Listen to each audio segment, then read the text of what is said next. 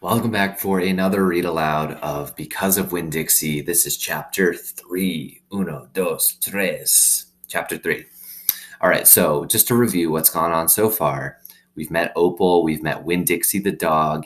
Opal's very big-hearted. She takes in Winn-Dixie and says, when he's about to get sent to the pound, that it's her dog, and she brings him home to her daddy, the preacher. Now they live in kind of a trailer park that's for adults only, but Opal gets to live there because of her dad.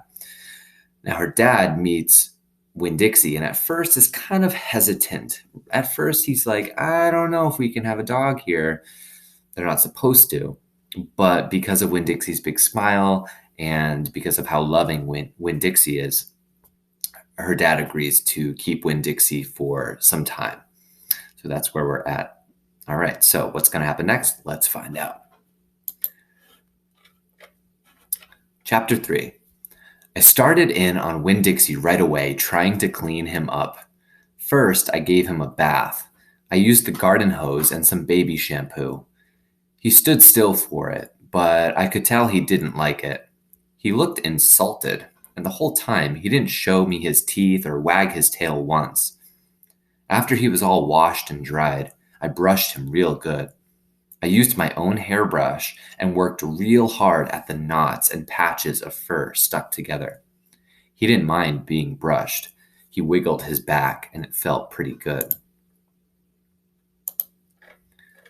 The whole time I was working on him, I was talking to him, and he listened. I told him how we were alike. See, I said, you don't have any family, and neither do I. I've got the preacher, of course, but I don't have a mama. I mean, I have one, but I don't know where she is. She left when I was 3 years old. I can't hardly remember her, and I bet you don't remember your mama much either. So we're almost like orphans. Winn-Dixie looked straight at me when I said that to him, like he was feeling relieved to finally have somebody understand his situation.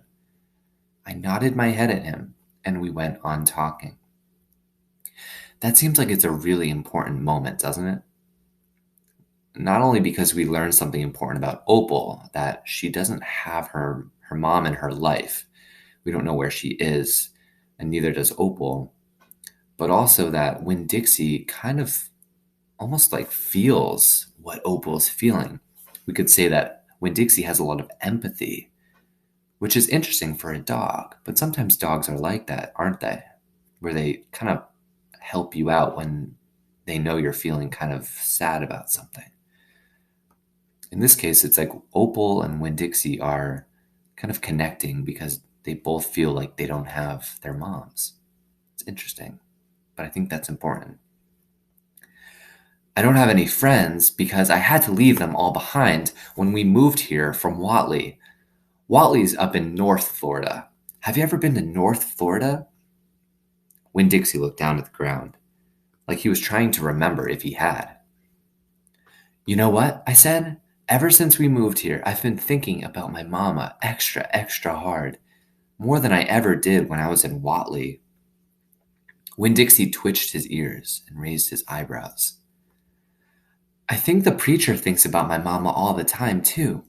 He's still in love with her. I know that because I heard the ladies at the church in Whatley talking about him.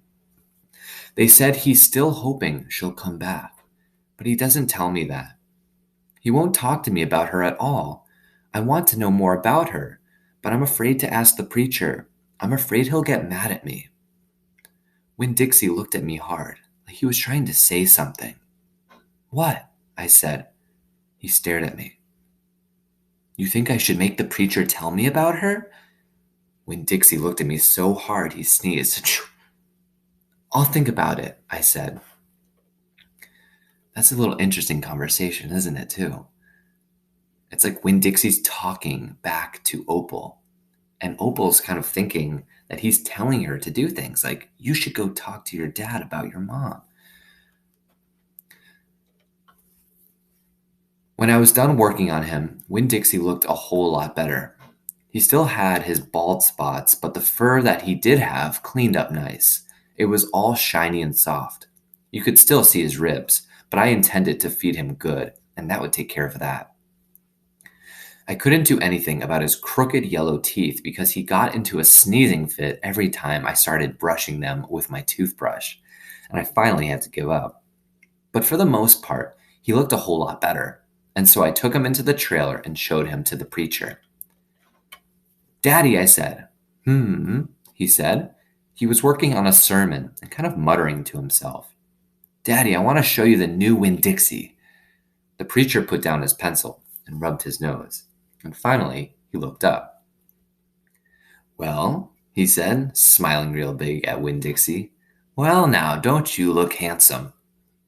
Winn-Dixie smiled back at the preacher. He went over and put his head in the preacher's lap. "He smells nice too," said the preacher. He rubbed Winn-Dixie's head and looked into his eyes. "Daddy," I said, real quick before I lost all my nerve, "I've been talking to Winn-Dixie." "Is that right?" the preacher said. He scratched Winn-Dixie's head. "I've been talking to him, and he agreed with me that, since I'm 10 years old, you should tell me 10 things about my mama. Just 10 things, that's all." The preacher stopped rubbing Winn-Dixie's head and held real still. I could see him thinking about pulling his head back into his shell.